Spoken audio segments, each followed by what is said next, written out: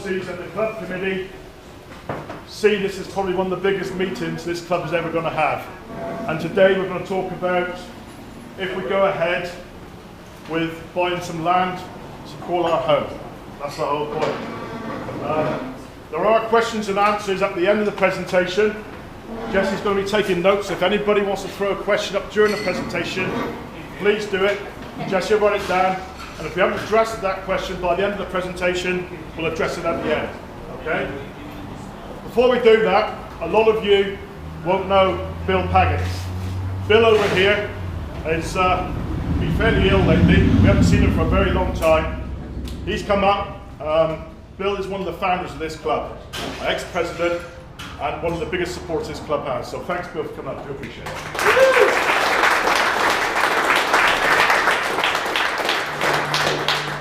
Okay, let's get on. So, Einstein said, I am not enough of an artist to draw freedom upon my imagination. Imagination is more important than knowledge. Knowledge is limited. Imagination encircles the world. And we have an imagination. We have a vision of what we want to do. And the Future Policy Committee, in the background, a lot of you won't know, has been working really, really hard for the last 12 months or so, particularly, in trying to find us some land. And trust me, it's not easy. Every time you think you're getting somewhere, it falls apart again. And this goes on and on and on. We've done a lot of background work, folks. We've been talking to townships. We've talked to people out there that have the knowledge base to advise us. So this presentation on this piece of land we found is based on a lot of information in the background that we've done. So what was the requirements? What did we come up with as a committee, the requirements that we needed? We needed a land area to build at least 2 fields and a training area. We wanted a facility to be able to shower, store equipment, and host our socials. And we wanted access to a site. A lot of the sites we went to look at, access to it was appalling, which meant we would have to spend a lot of money straightening roads out, building access. That's an expensive project, so all those things needed done. Also, there's what's called the Lean and Green Act here in Pennsylvania. Any land that is deemed lean and green and over 10 acres in size means that we get huge tax reductions. And we'll talk a bit more about that as we go through the presentation. We don't want to share land particularly, that was our goal. We want to own it. We want to say this is Harrisburg Rugby Club. We want to rent out our land to other clubs to bring it as an income. So we want to own it. We want floodlights and of course parking.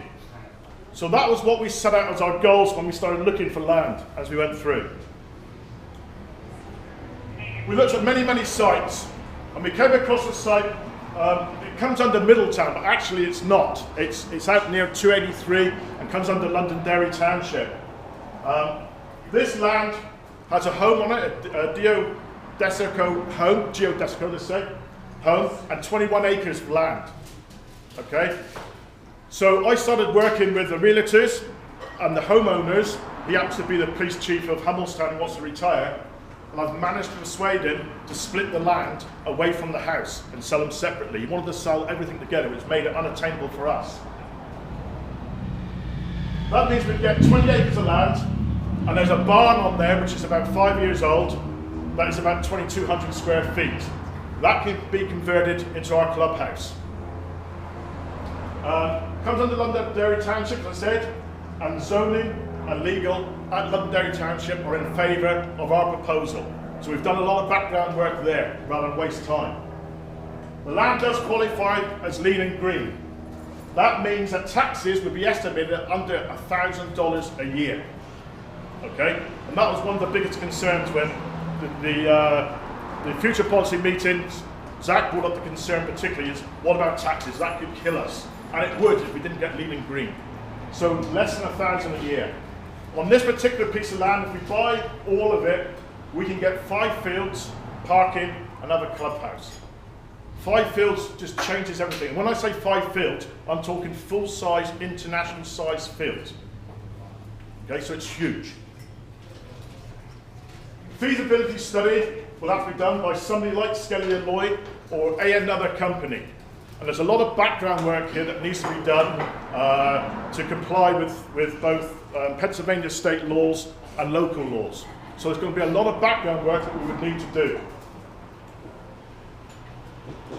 If we are allowed to put 5 pitches on, and I say if we're allowed, there are some areas here, because of the tree line, we have to cut into it.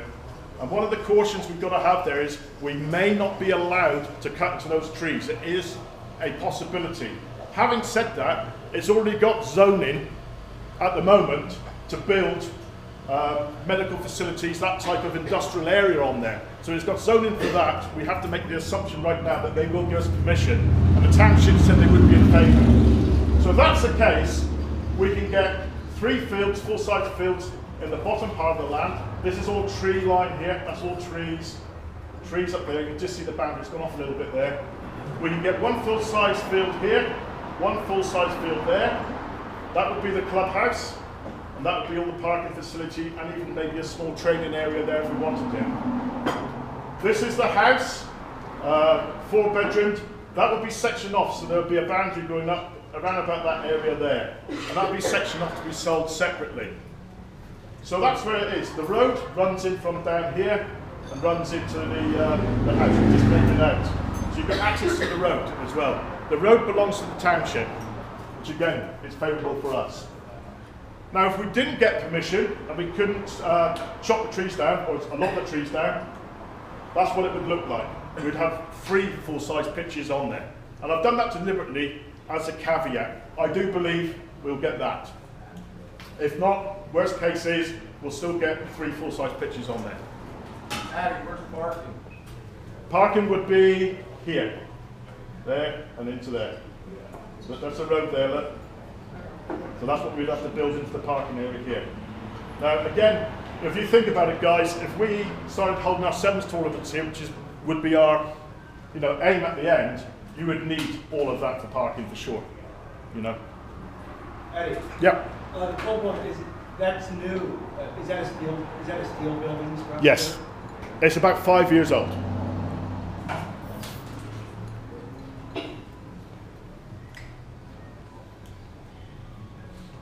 So we go from that to what I estimate the project plan. Guys, I've done this in the UK already with my own club. It does take an awful long time to go through this. So I would estimate if we were to go ahead with this, it's going to be a 5-year plan to get us where we want to be. Okay?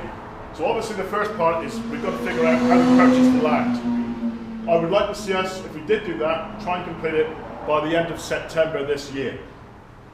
I would want to by next year, September, have 2 fields ready to use for our use. 2017, have that barn converted. Changing rooms, showers, a storeroom, which we'd have to have anyway, and a facility for our socials. Is there currently plumbing there? Or is there currently plumbing already in the barn? There's electric to the barn, but there is no water to the barn at this stage.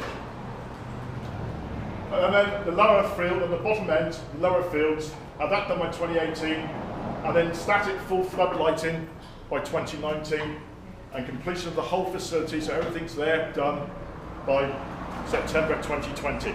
So it's a big plan. Addy, the lights, would those be on those 3 fields away from the house?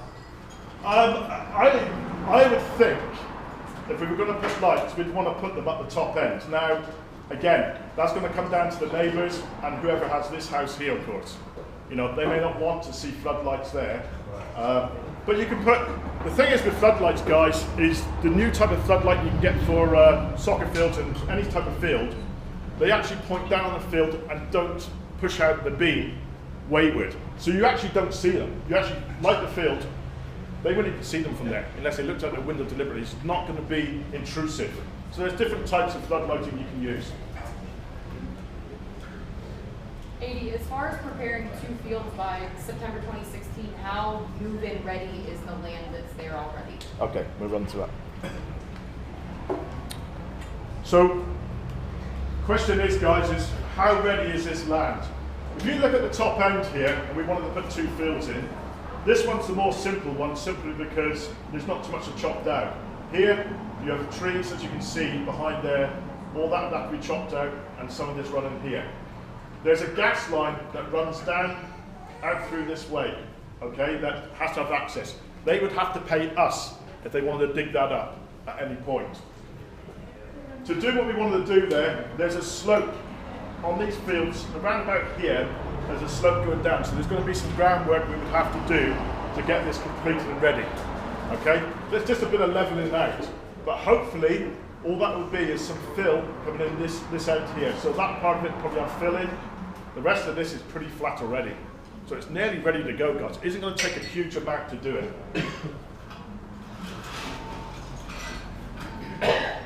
So where do we get support from? Again, you know, the committee's done a lot of work digging around, trying to figure out where we get money and support from.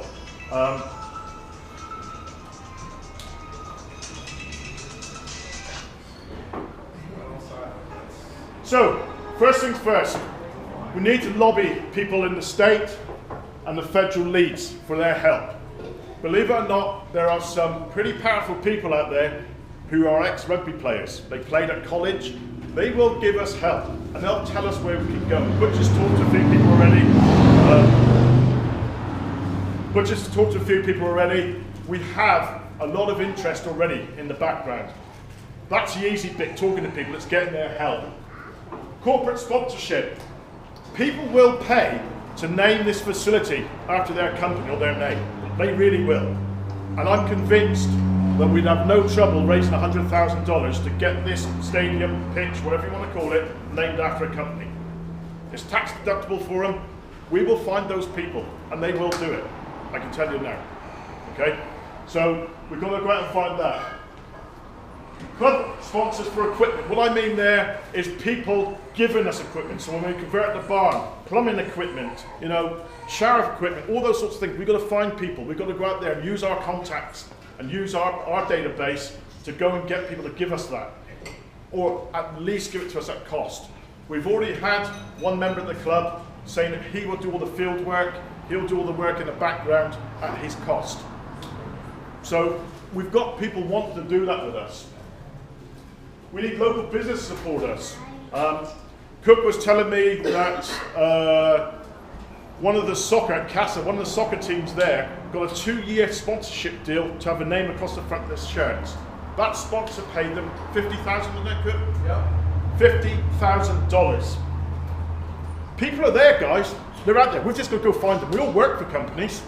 It's going to take a lot of hard work. They also, not to interrupt, but they also told me, like, they took over Sports City or whatever it is now, and like, if they need electrical workers or whatever, they'll order for, you know, they'll get it at cost, but then they'll hang a banner with whatever, I'm electric or whatever inside their facility to get the work, so.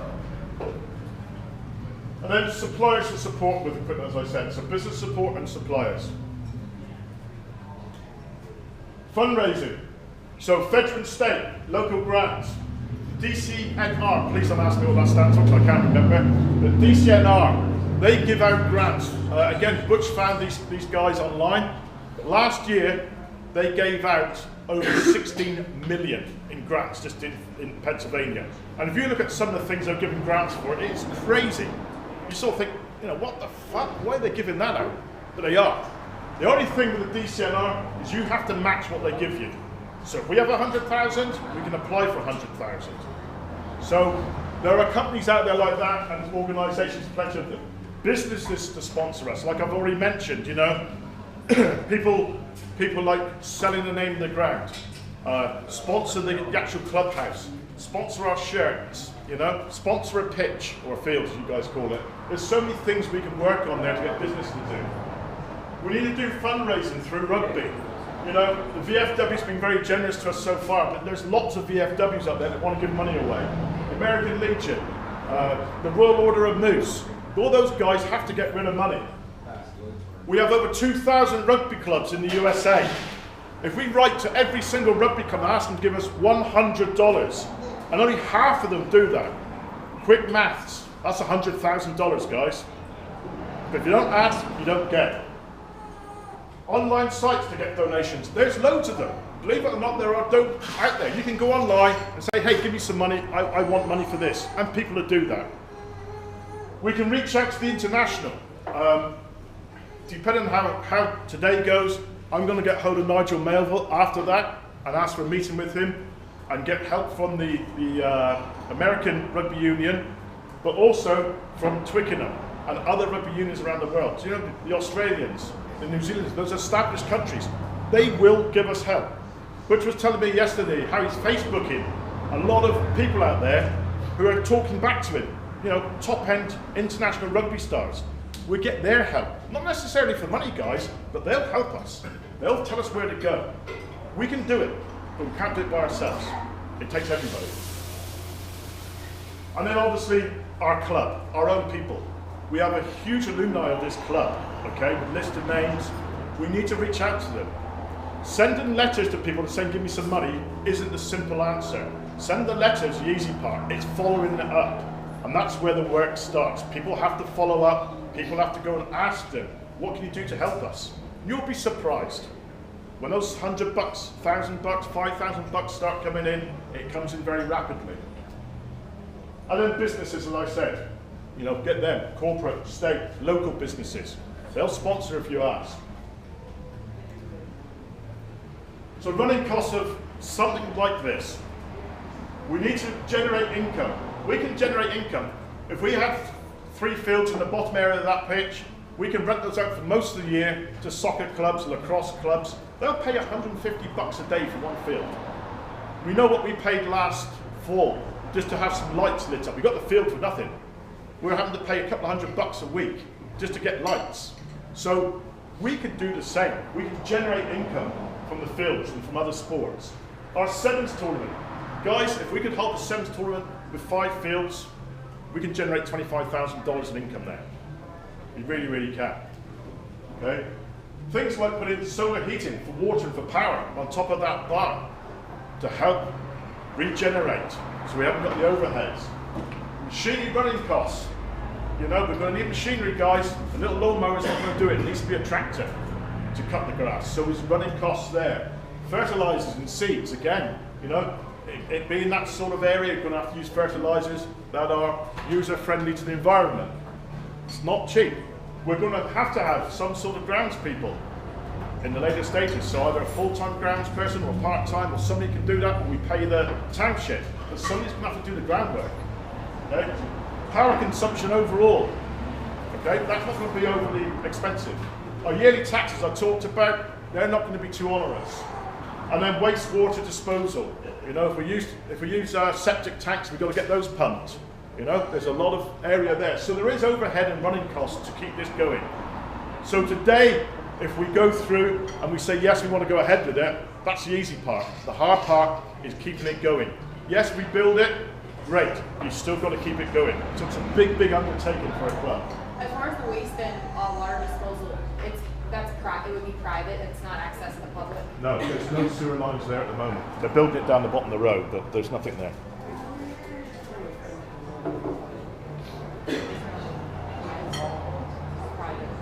I know we won't quite get that, that's tricky.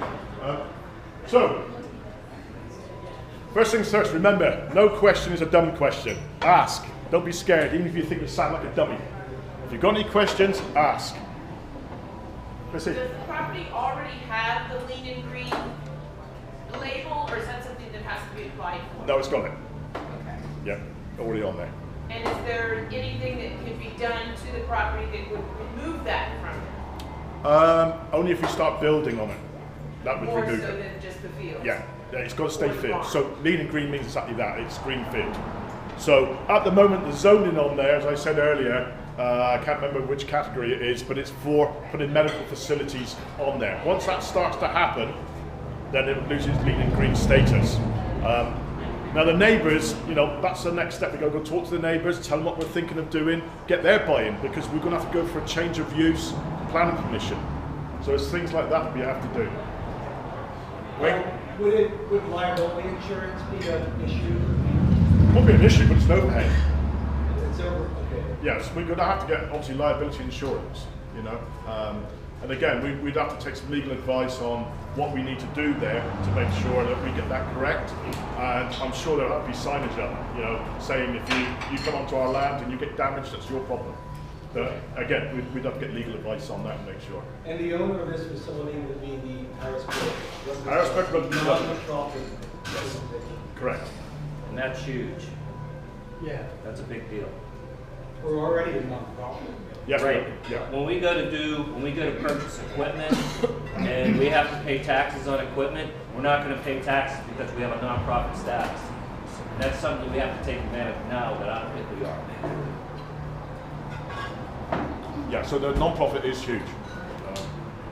Chrissy? I have a question about the, you said there's electric to the barn now, but not water. Yep. How is the water on the property? Is there public water or is there? Yes, yeah, there's water to the house at the Water to moment. the house, Yeah, so you yes. can tap into that, you don't have to do Yeah, wells or anything? no, it's not well. No, it's off the main.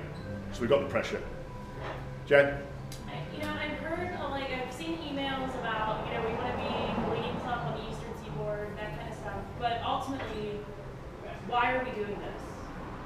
I mean, if we're going to be doing it to further rugby and, recruit for us and make us better, I think, I'm just kind of curious as to how that's going to pan out whenever, excuse me, we can, apply to host championships and stuff like that. Yep. Who's gonna do it? Do you know what I mean? We are. We have to do that. So why are we doing this? We're 46 years old, guys, and we've been a nomadic club for 46 years. And, it's great that we're allowed to use this place over here. If that mayor stands down in the next year, there is no guarantee we'll have this ground. Where do we go?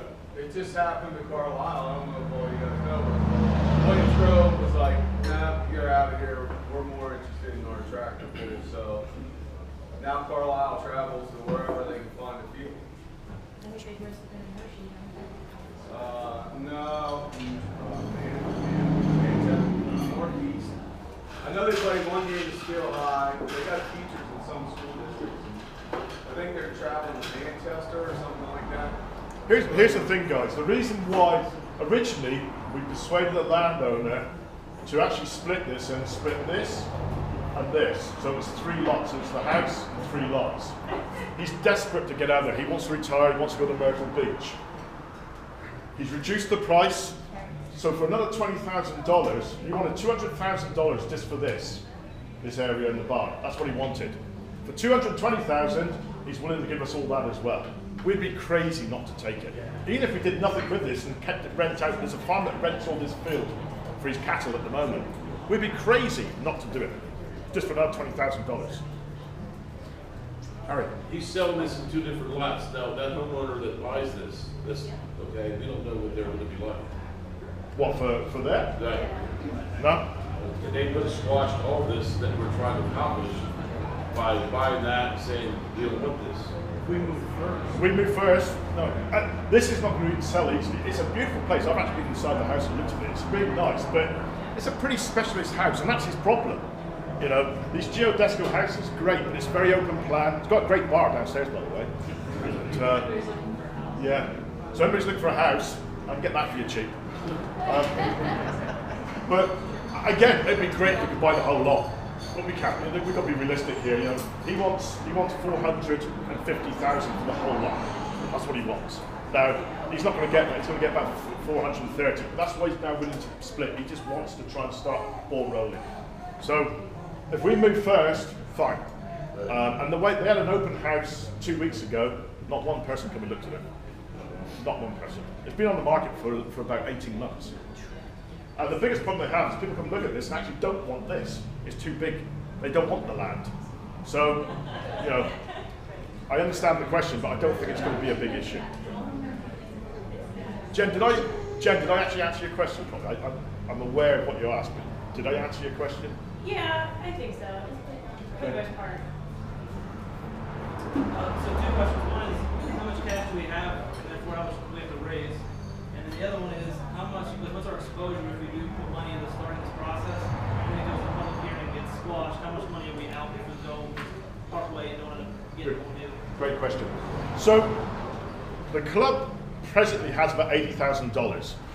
If we can help it, we want to use that. That's our money to use for the running costs. The next stage of this is that if today the club says yes, we want to go ahead, that doesn't mean we're committing to go out and try and spend $220,000, guys. What that actually means is we have permission by the club to do that if we get to that stage.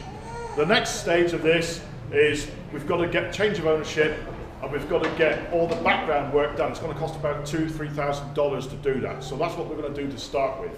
We have to get the change of use done. We've got to contact the neighbours as a courtesy and make sure they all agree, which, let's be honest, you know, what does the neighbours want to see? Do they want to see an industrial park behind their lovely houses, or would they sooner see Leland Green? So I don't think that's going to be too difficult to sell. So there's a commitment there. What we would have to do is put a letter of intent together to say we do intend buying this. We're not legally obliged to go ahead with that. We can pull out at no cost other than that $2,000 or $3,000. So the next thing we've got to do is do the in-depth side of doing our background work. Okay?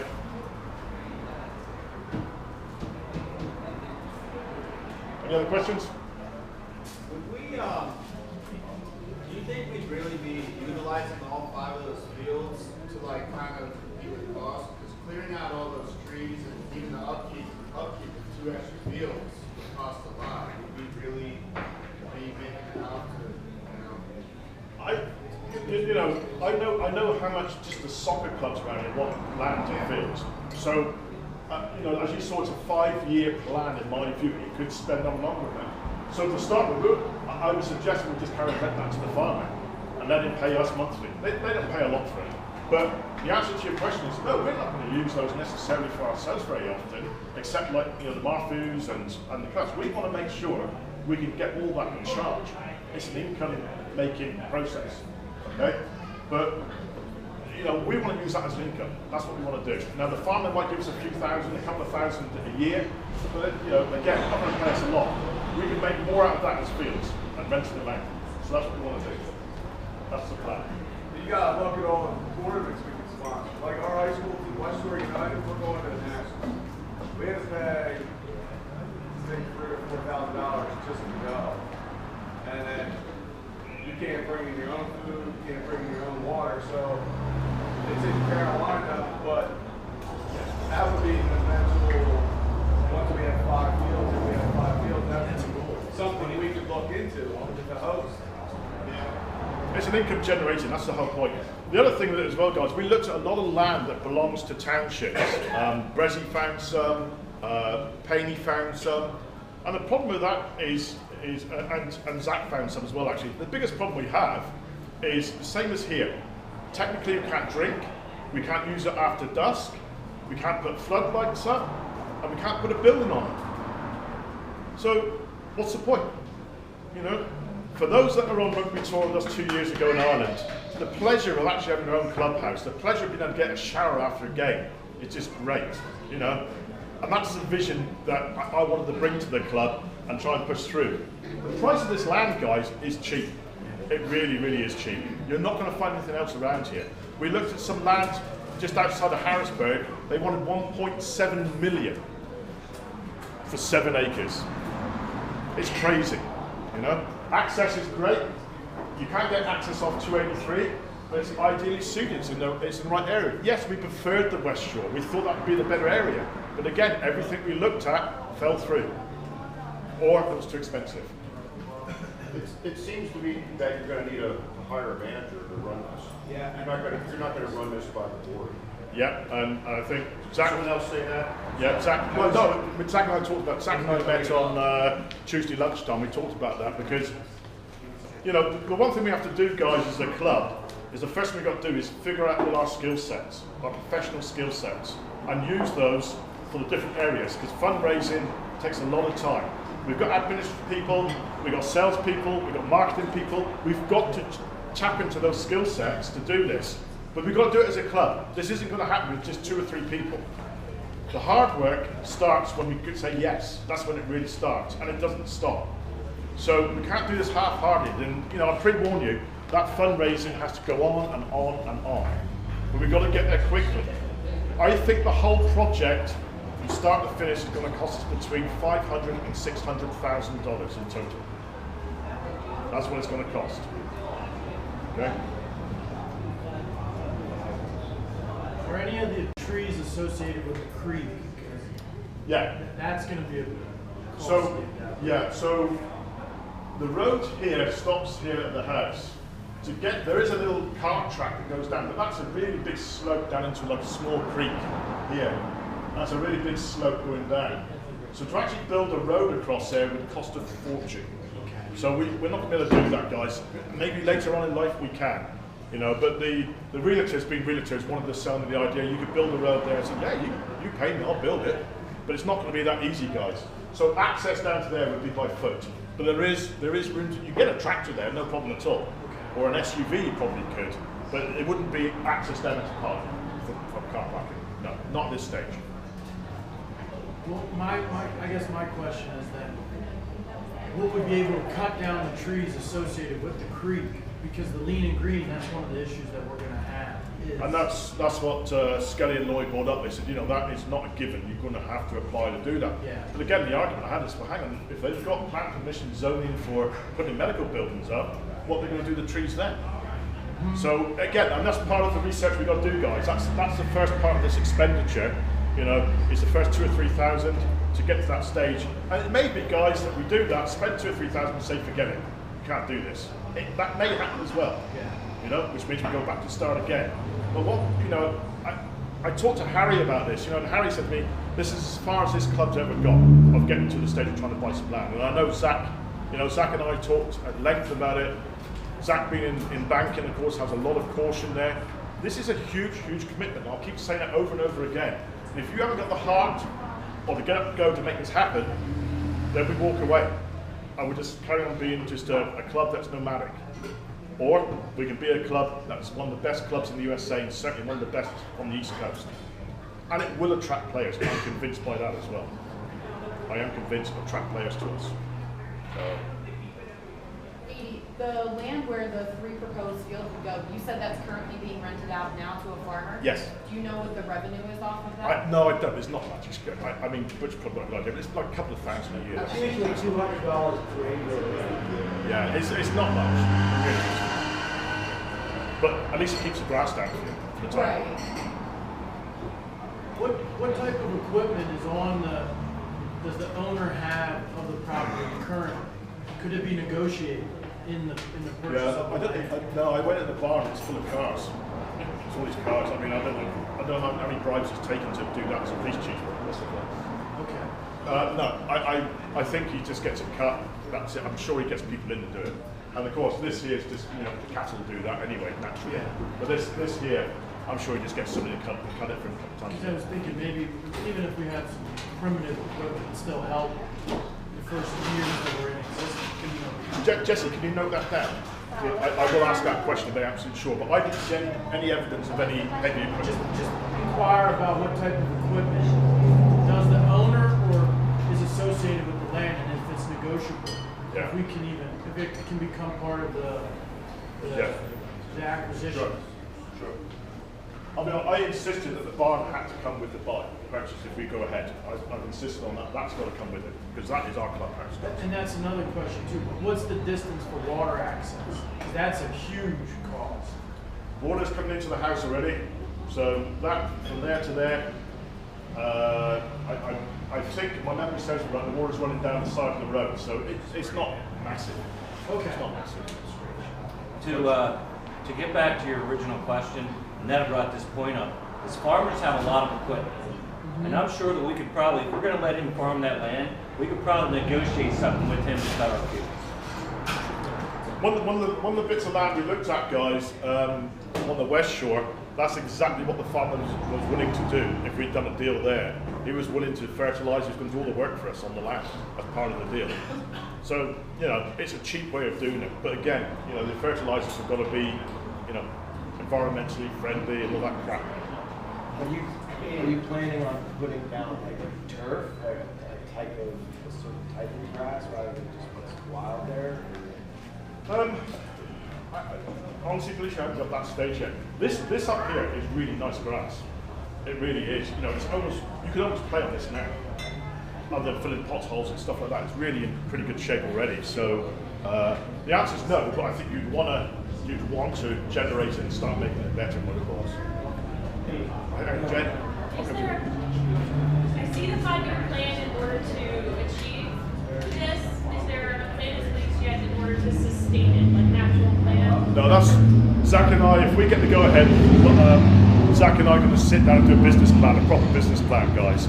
But what's the point of doing that unless the club says yes? So to get to your point, yeah, we've got to do all that work as well. That's a lot of work.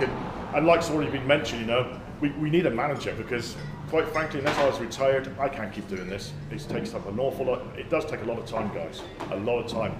And that's the bit the club doesn't see is how much effort in the background a few people put in, not just in doing this, but other parts of this club. It sucks your time up big time. Okay. Larry. There's a Penn State extension office for Dauphin County, and they provide a service called land planners. And I think they would do this, they can work up a plan for free. If there's any concern about the removal of trees or concerns about the riparian areas around the community, I can contact them and see if they would. And to that point, with that way, that's exactly what we need. Is, you know, our knowledge base in this room is so great. We've got to tap into that because I didn't know we could do that, and that's what I'm saying. We need to make sure we get the right people in the right places can do this sort of work, you know, and coordinate it. So it needs a coordinator to make sure it happens. That's the sort of thing we do. I think you said that once the club says yes, if they say yes, did you say that that's when you would hire a manager? Because there would. No, that's. I don't think we'd hire. I can't see who's going to do this. Yeah. So I think to get to the stage of doing the first studies, you know, spending that 2,000 or 3,000. No, we don't need to hire a manager right at that stage. If we then say yes, this is definitely can go ahead. We've got the green light to do that by today's meeting. That's when we've got to start thinking about getting somebody in. Because who's going to do your grant? Who's going to do your soliciting, doing your grant work, all that kind of stuff? We've got 2 solicitors in this room. Okay. And another one in the club. So, you know, we've got to drive it, guys. Seriously, we've got to drive it. You know, I don't want to, you know, why do we want to pay solicitors fees when we've got guys in our club that can do a lot of that work for us? There will be fees associated, of course there will, but, you know, that's the sort of thing we need help with. If this is going to be a 5 or 10 year conversation, maybe a little off topic, but I think it's important to discuss, was this never really discussed, but kind of in the background, talk of merging with Carlisle. I think that I'm not advocating for or against it by any means, but I do think it's important we at least discuss it one way or the other if this is going to become a hundreds of thousands of dollar project. Yep. And either say no or say yes, and at least know where we're going. Yeah. So the executive meeting, Kirk, if you want to answer it, you can, but the executive meeting has talked about this, and it is something that I think we should do. I agree with you. Now, if we do or not, that's up to us. You know, part of the issue we have with that is we don't know what they have financially. Well, that's the thing. We just need to sit down and have a sit down with them in a formal meeting. You know, they might not have the financial structure and the money that we have, but they might have the resources to, you know, build a field and all that kind of shit. But I mean, I know some guys hate Carlisle, some guys, but year in, year out, we compete for the same 5, 6 kids who come back to the area to play. So, I mean, I agree with totally. I do agree think we with should you.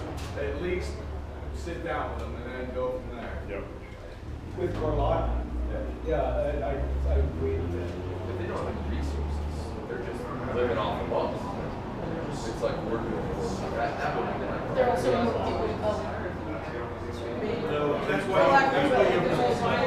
Okay, guys. Let's keep on topic of what we're discussing today. That's part of Onward Good. I agree that maybe we should have a conversation. If they do, if they don't. Today I don't give a crap. At the moment, it's us. Right. And I think let's just stick to what we got today rather than get into debate. Bill. We had a meeting at PEP, merging with them 20 years ago, I guess. And we decided there were at least 7,500 people and we decided that they were worthless. They don't have any organization. They have no money. They haven't had a president for years. They don't do it. Their tournament is non-existent. Right. All they do is they have players. They have some organization of getting players. So if they want to merge with us, that's fine. But we're, you know, they have very little to offer except players and some expertise. Right. I mean, and as Jay, that was 20 years ago, and like I said, I don't know what they have or don't have. But an informal meeting just to see what they have, I don't think it helps or hurts. Yeah.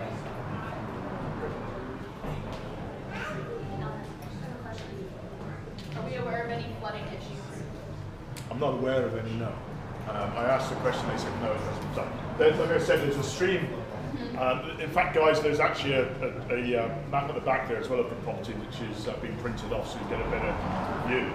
But in that tree line, there's a stream, but it's quite a deep bank going down, so no, I don't think there's any flooding issues there at all. Good question. A lot of the places we looked at out of interest were floodplain, and that in itself poses a lot of problems. You can't build, it's crazy.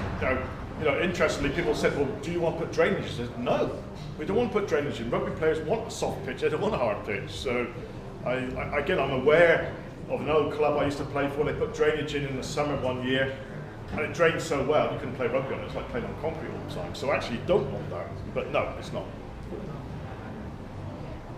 Chris? In conversations with the township, did you get any kind of feel for how well equipped they are for sports fields? Are they looking for soccer fields? Yes, they are.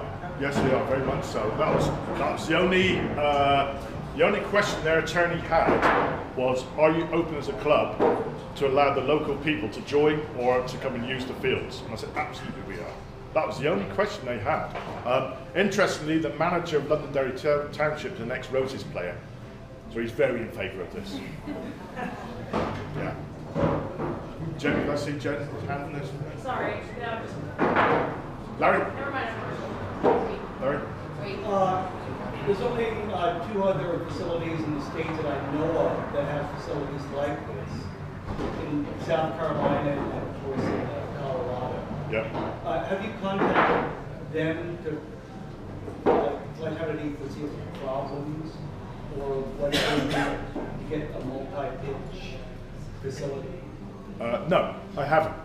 And again, you know, I've only got so many hours in a day I can put into this. And the only reason I haven't done that sort of thing is I could be wasting my time. So I will, you know, that's something we should do. I don't disagree. But again, until we decide to go ahead, why do it? You know, it's like sending letters out to our alumni saying, hey, give us some money. What for? You know, those letters are going to go out. It's going to be a good structured letter. It has to have a package showing what we're trying to do with the schematics on, everything, to show them our vision. That's what will sell it. That's what will help them and help them to give us money. So, but great question. We should do that. You're quite right. We should do that as well. Well, and you never know what kind of resources you're going to tap into, but just sending that out as well. Absolutely. People who absolutely. You know, they just give us good leads rather than money. And Chris, I really don't think we know exactly what the resources we have from the alumni, because they've been out of the loop for so long, and we really haven't brought them in. We don't know what we have.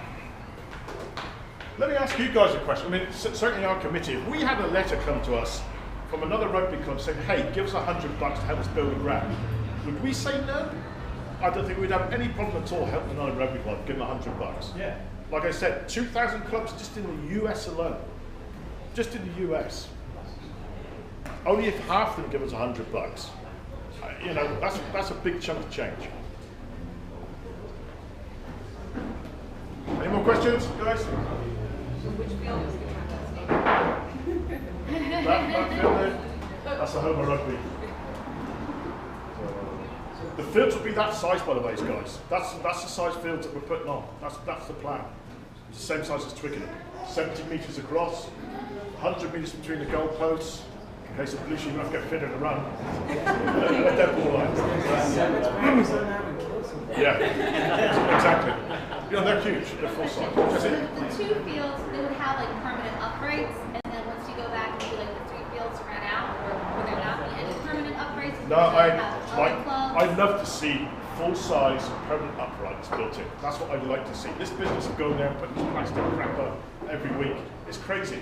This needs to be done properly, and that's part of the process. But yes, I want to see proper uprights. It just wouldn't have to, it wouldn't be able to be on all fields, because if we're going to run out to other like soccer clubs or whatever, we would want them to. Absolutely. So those are the lower ones we have to think about a bit more. But certainly the 2 top ones, I would say yes, we want permanent uprights on them.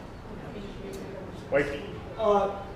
God forbid, you know, we went into financial troubles with this, but is the land potentially subdividable so we can maybe sell parcel?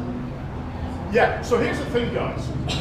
You know, like I said, originally we were only looking at splitting it and buying this part. That's what we were looking at. But because he's reduced his price, for another 20,000 we can get that. It's already got zoning on. It may be that could go ahead and we could find a buyer eventually that wants to put some sort of facility on there. That changes the price all of a sudden. So to answer your question, yes, I've thought about that, and I've thought about ways that maybe we can generate income. And it may be that's what we did. We decided in the end, somebody comes and makes us such a sweet offer, we'd be crazy to turn it down. Who knows? Who knows? But the idea is, you know, I never looked at this. I said no to this to start with until he dropped his price. And like I said, for 20,000 bucks, why wouldn't we do it? That'd be crazy.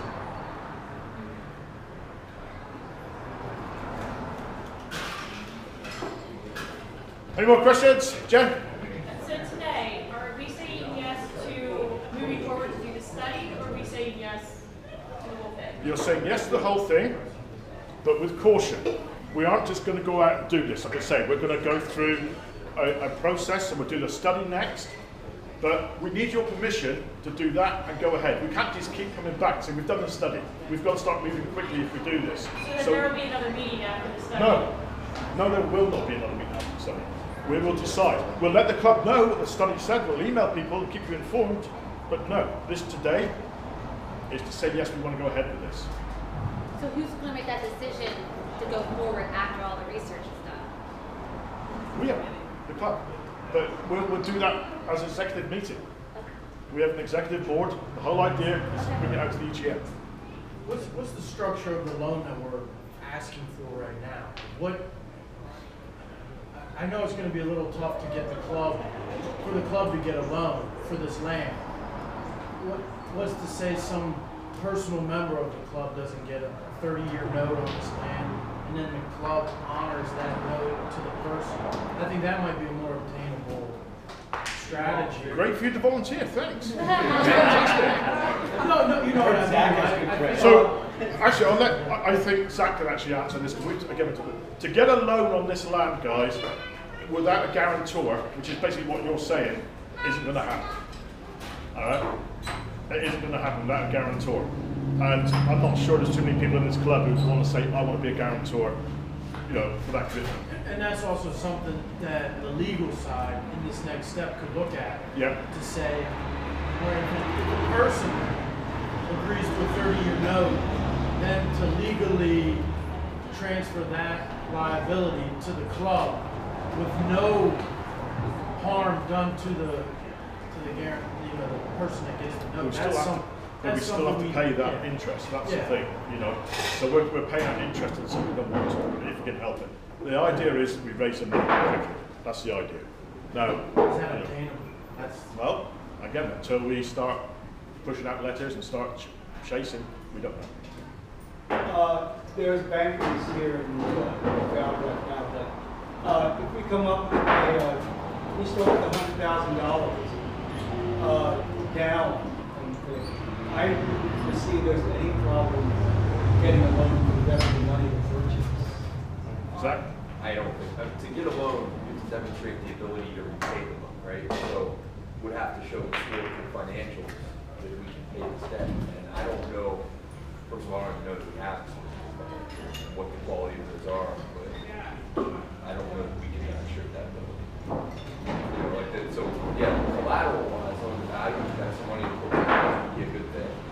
I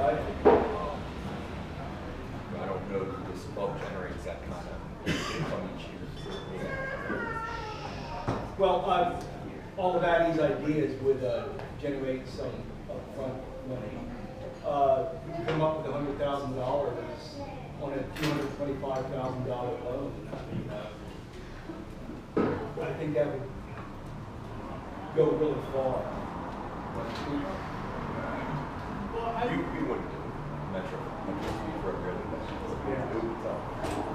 I think the thing, again, Zach and I talked about this a little bit, and I think you'll find somebody to do it, guys. I don't think that's a problem, just how much you have to pay in interest. You're not going to get it at your standard rates, and I think that's what Zach and I talked about. There's always somebody who's going to take the gamble and lend you the money, but they may be at 4 or 5%, and then that starts becoming an expensive loan. So, again, you know, we've got to consider even that. with the 40% down payment. Yeah. You know, if this land was so easy to sell, he would have sold it by now. You know, it's not even with the zoning on. So, you know, and I do that with a cautious hat on, like Zach is. You know, Zach is sat in the committee list with if you want to look at it like a negative hat, because me being a sales guy, I'm always positive. He's looking at the cautious side, and that's why I wanted him there. Yeah. And he's right. You know, if we do this, we've got to find that money. We've got to find that money, not somebody else. It's more for Zach.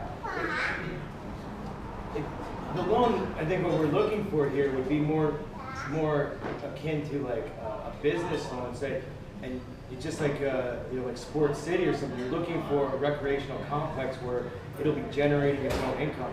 I mean, how would any business ever get that loan? They don't just start going, oh, we need $300,000 to start. We have $300,000 to start it. Yeah. You know, they got to get a business loan. So I mean, does that change? Well, we do nonprofit lending. A lot of banks do lending to nonprofits. One of the big challenges with it is there's no personal guarantors on it. Traditionally, if you have a small business and someone's standing behind it, they're less likely to throw you the keys and walk away than, you know, an organization. But that said, we still do it. But I don't, you know, the quality of our financials, it would be a challenge. We can, you know, look at it. I think we'd have to raise the money. Have to have set up, you know, pay the interest. July on the application. I mean, you're We'll help.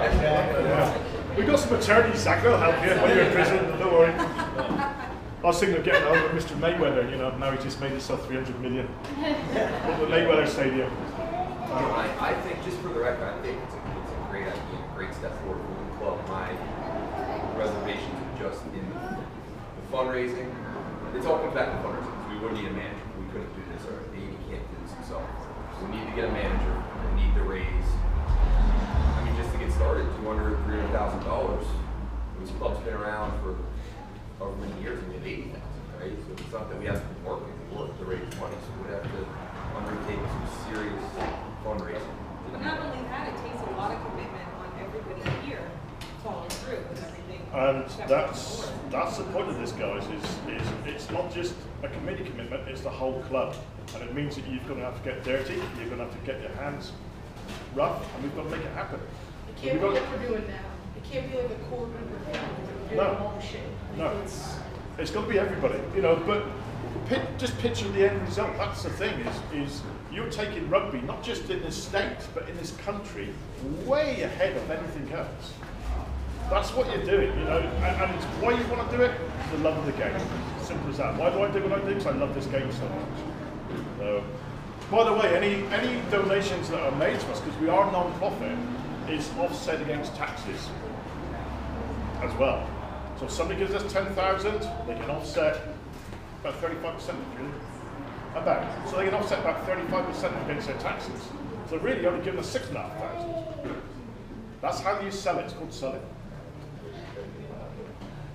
Any more questions? What could work is what Chris's idea is if we had an investor and we cut a deal with them and they bought the land and then directly leased it to us. Yep. The land has value. Yeah. The land has value. And if we default on our payments to that person, they get that land. They get that value, yeah. that down payment. And that's another way of doing it. Yep. We've got to look at those options as well. Any more questions, guys?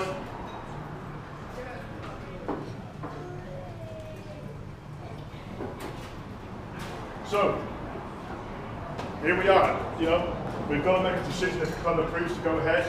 With caution, I'll say that again and again and again, with caution. You know, let's not get too gung-ho.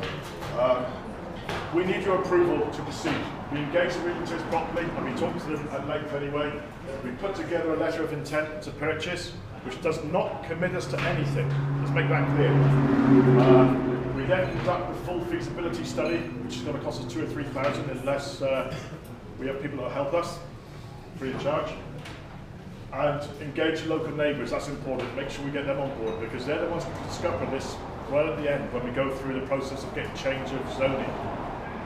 And then we've got to build, and Zach and I will work on that, and anybody else in the club has the skill sets on a full depth business plan. This is a business, guys. I know a few years ago at an AGM, I turned and said we are a business, and somebody laughed and said, no, we're not, we're a rugby club. If we do this, we are a freaking business. That's what we are. Let's make that clear. I think it's going to be easier. Is there anybody in the room that does not want to go ahead with this? Is there anybody who's got any resume and don't want to go ahead? This is the vote. So can I assume that nobody's put their hand up, that everybody in this room votes to go ahead with caution? The next step is, like you said, up to, let's say, $5,000 of research, right? Yep. That's Yep. the next step. That's what we're agreeing. Yep. What if we set a fundraising goal first and before we spend money? If we get to X amount of dollars, then we start spending money on research. Then just see if Well, we've got to do it side by side.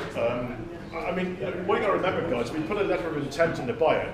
That doesn't last for months and months and months and months. You know, we're talking about a short period of time. So we can drag our feet because we're gonna.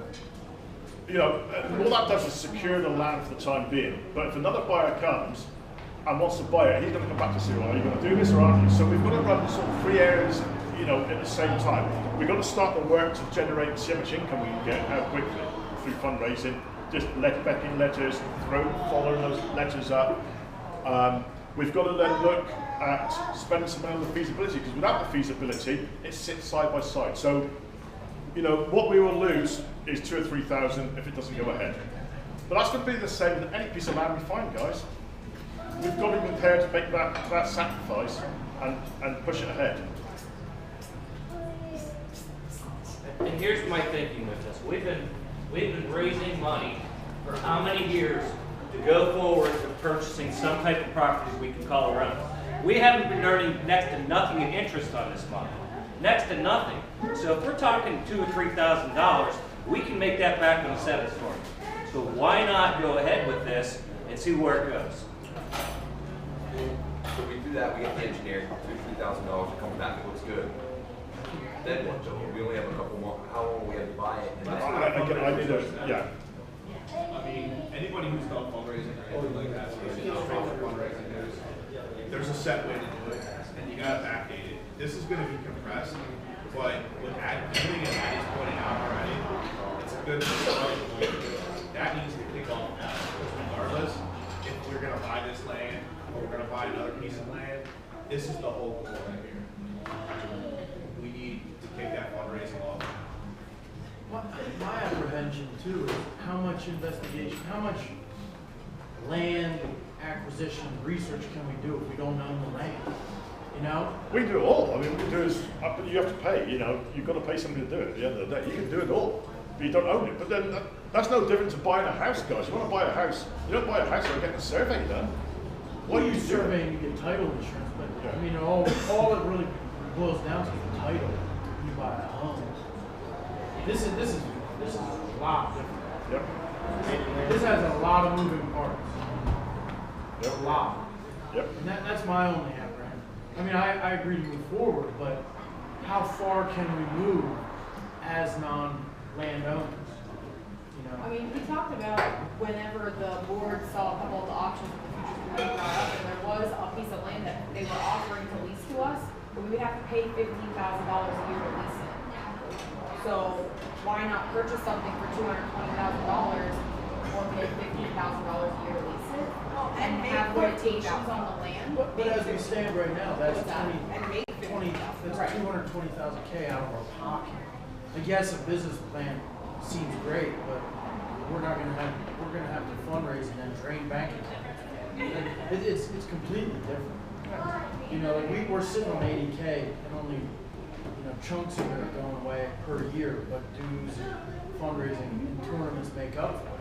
Now we're talking, it's drained. Yep. We're starting at zero. It's not. But it's the love of the game, like 80 said. Oh no, I agree 100%. We have to have people I'm just saying. buy in and support to be able to do that. No, I agree. I'm just saying, like, we have to be practical. Right. Well, the alternative too is we do nothing. And we're just stuck where we are.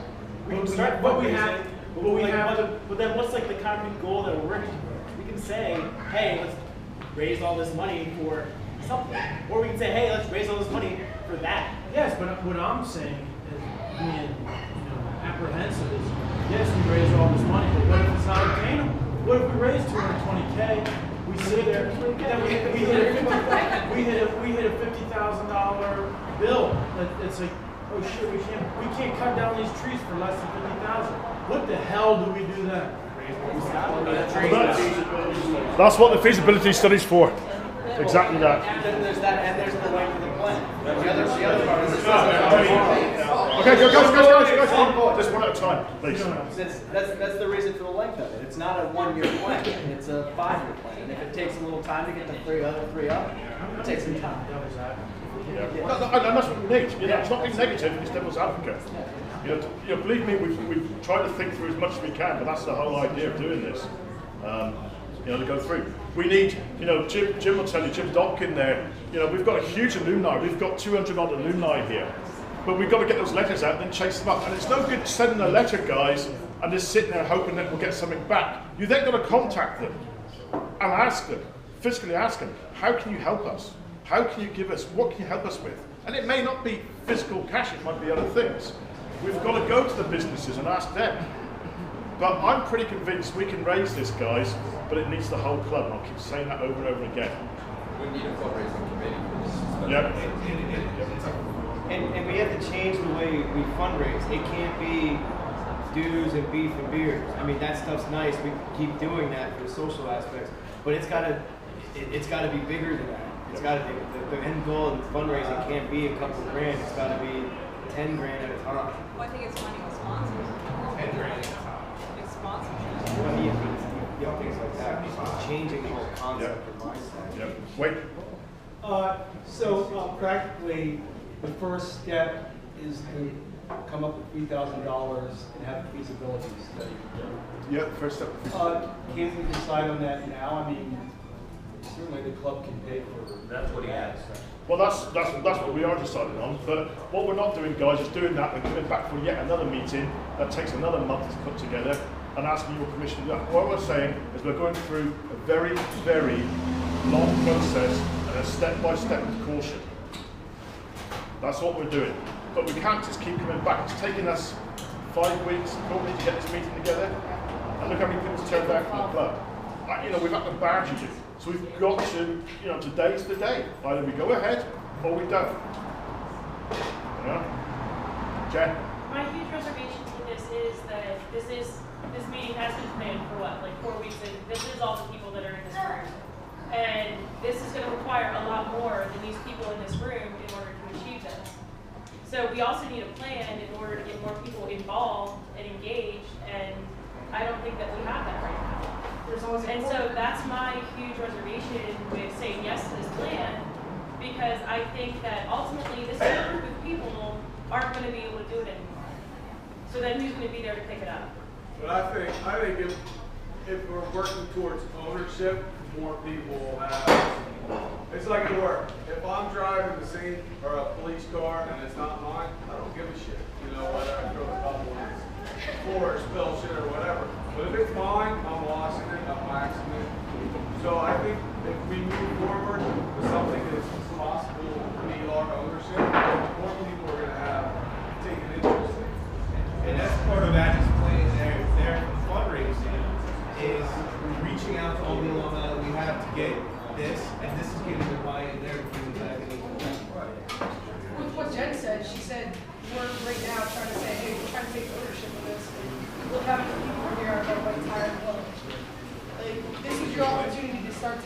So here's the thing, guys, is I can tell you we've had about 7-9 votes by proxy for people that couldn't get here because they're out coaching rugby or playing rugby with kids this afternoon.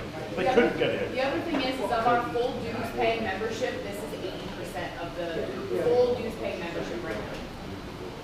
So actually, guys, it is a good turnout. Bill. Can I make a suggestion that somebody look at the old board and try to hit them up for the money? That's where we're going. Have your checkbook out, Bill. I'm getting younger. On top of that, we're using your list of the old boys. No. Okay, guys. So we all agree, we've all been here. Look at the group of people are here. We all say we're the core people, right? Exactly what Jen was saying. We are the core people, so look how big our core is. And now if we consider ourselves the core, the team that we can build out ourselves. You start a business with one person, you have to build a big team. We're starting a business with this many people, and just look at the team we can build from this. We got new players, we got old players, we got old boys. All clubs are the same, guys. It doesn't matter where you are. Trust me, every club's the same. There's always a core that does the work, and there's the ones that just come and take. You're not going to change that mindset. Organization, you go to, church. That's the way it is, no matter where you go. If they legalize marijuana, we can use the top one.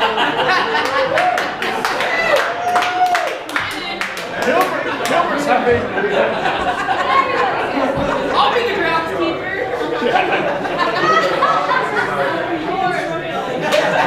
Let's do it. Let's try and wrap this up. We're looking at one of the best opportunities for us to ever move forward, to own property, to actually have a home. We haven't had a home since... For 46 years. Okay? That we ever could call, because we never owned any property. But we had a couple places that we called up that we played for a long time, lost that, moved on, lost that, moved on, lost that, moved on. If you ever want a better opportunity than now for us to move forward and try to find out if this is going to work for us. I've been with this club since 1990, and we found this is our fifth field. You know what I mean? It's only a matter of time before we get moved out. And then we're going to be scrambling. Yep. Let me say this. How many guys have played on Conyers Field out in Pittsburgh? The Harlequins. How many of us? They were in the same situation that we're in today. The same situation. And they moved forward. So I say, let's keep our vision and let's move forward. Let's not go backwards. They were in the same situation. We're in this situation. Let's go with it. Will anyone volunteer for this fundraising subcommittee? That will do that, to actually lead that? Lead it. Ms. Barber, you guys would lead it. And I think this fundraising committee, Jim Dotkin, he's got the list, he's going to work with it. I know that Paney will. Paney can make it today. He's going to help with it. But we've got to follow up, guys. We've got to get hold of these guys and physically badge them. They will give you money. They really will. People will give you money. There's websites, just put it up on the website, say, hey, we're building a rugby club. Money will come in, guys. I'll guarantee it. It'll come in. Real quick on that note. We have a fundraising committee already established, but it's not what we're looking for. I was talking to other people about this being kind of an offset of the Futures Committee, specifically targeted with fundraising for this goal site. And that's the one thing I want to take out of this is we need to know your skill sets, guys and girls. Understand them, your business skill sets and the skill sets you have. And then we need to silo those skill sets into helping the different sides of this. You might be we've got electricians, we've got plumbers, we've got attorneys, we've got salespeople. I said it earlier on. We've got to get those skill sets and put them into those silos and then work them.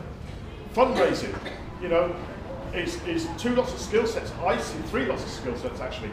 It's the people that can do all the administrative side. It's the people that can do some marketing. But it's also the people that can do the sales. I have no problem sitting with CEOs of international companies and saying, give me some money. I have no problem doing it. I can't do it myself. Wait. Since I'm familiar with in my job with grant writing, I guess I would volunteer to head up a grant writing committee. Great. Do you remember saying this? Because I don't want this to be like the Wait, I'm in charge of this? Somebody. I think it's on count. It is actually. Wait, you need put your soap, buddy. How many beers you had? Well, that's great, thank you. And that's what we need, guys. All right? I'm sorry, I missed one part when I went to feed my child. So, Butch asked me about the social media thing that just came up. I didn't hear what was said, but if anybody's still friends with me on Facebook and hasn't befriended me yet, you'll notice that I started a new business, and I'm using social media. I'm getting paid, and I'm only using social media. I haven't asked anybody in this. I haven't asked any of my friends to have a party. I haven't asked any of my friends to sell anything for me. So all that I do is post about what I'm doing, how my life is going, how I'm incorporating that in my life, and people are messaging me. Oh, Annette, I want that. Oh, I want to be part of that. What do you got for this? What do you got for that? So that's why I've been I hounded the girls to really use social media to post what the club's doing, where are the games, how much fun did you have? Tell me what's going on with this club. How can I be involved? And people, I think, are responding well. The more messages, I talked to the girls about this before, the messages, talking about life, how much fun we're having, what's going on, how are we growing. It really, really gets out there. That's all these kids know. The kids know social media, the younger adults, that's what they use in life. It's really working. Just throwing up. Could we create some kind of a combination fundraising building plan website that people could tap into to see, you know, That's what we need to here's do. our goal, here's where we are, here's who's volunteered to contribute, here are the organizations that are looking into helping us. There's your man. That's why Eric's here. We've got all that we have to do. We will raise money. We will, guys. I know it sounds daft, and to most people in this room, you know, $500,000 is an awful lot of money. It's not in the big world. It honestly isn't. But we just got to figure out how we do it. Anything else? So the vote, guys, is to go ahead, correct? Yes. All those, let's just take a month ago, all those in favor of moving forward, raise your hand. You got that counted, Courtney? I haven't said it. Okay. All those opposed, raise your hand. That's great. Good. Thank you, guys. Thank you for coming. Appreciate it. Let's go ahead. Thank you, Aiden. Thank you.